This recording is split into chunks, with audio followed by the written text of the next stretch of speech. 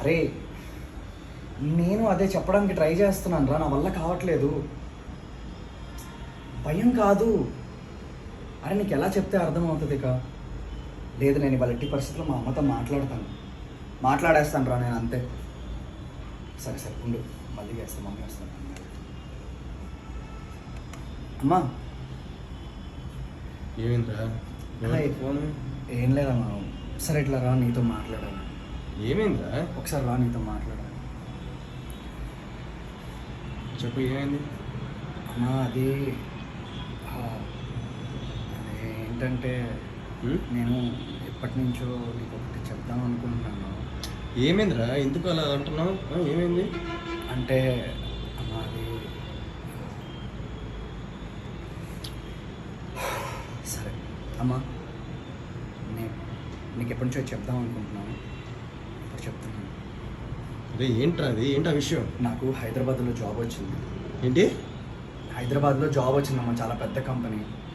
చిన్నప్పటి నుంచి నువ్వు ఏం చెప్పినా చేశాను నేను, కానీ ఇప్పుడు మాత్రం నేను అక్కడికి వెళ్ళి జాబ్ చేయాలనుకున్నాను. ఎట్లా పోతావు అవినాష్? ఎలా పోతావు నువ్వు? హైదరాబాద్ ఏంటి? అమ్మా అమ్మ నన్ను మాట్లాడిని అమ్మా. ఎప్పుడు ఏంటి నువ్వు అంటుంది? మన వ్యాపారం ఎవరు చూసుకుంటారు? నాకు వ్యాపారం చేసే ఉద్దేశం లేదమ్మా. ఎప్పుడు చిన్నప్పటి నుంచి ఇక్కడే పెట్టాను, ఇక్కడే పెరిగాను, ఇక్కడే కాలేజీగా ఉందా నీకు అవినాష్? ఉద్యోగం అంటున్నావు, హైదరాబాద్ అంటున్నావు, వదిలేసి వెళ్ళిపోతావు అన్నీ ఇక్కడ? అమ్మా అలా కాదమ్మా, ఒక సంవత్సరం జాబ్ చేసి వస్తానమ్మా, మళ్ళీ వెనక్కే వస్తానమ్మా. నాకేం అక్కడ ఉండే ఉద్దేశం లేదు. అయితే వెళ్ళిపోతావా? ఏంటమ్మా ఎప్పుడు నువ్వు ఎప్పుడు చూసినా ఇంతేనా? నువ్వు ఎప్పుడు బ్లాక్మెయిల్ చేస్తానే ఉంటావు. కాలేజ్కి వెళ్తానంటే ఇక్కడే ఊర్లోనే జాయిన్ చేయించావు. ఏంటి ఎప్పుడు చూసినా ఏముంది ఇక్కడ? నువ్వేమైనా అనుకోమా, నాకైతే వెళ్ళాలని ఉంది ఈసారి. నేను వెళ్తున్నాను అంతే. నీకు చెప్దామనే అనుకున్నాను, నేను నీకు చెప్తాను అంతే. సరే నువ్వు బాగా ఆలోచించావు అయితే. నిర్ణయం తీసుకున్నావు నువ్వు? నిర్ణయం తీసుకున్నా అమ్మా, అయిపోయింది అంతే. వెళ్తున్నాను, నేను వచ్చే వారమే జాయిన్ అయ్యి.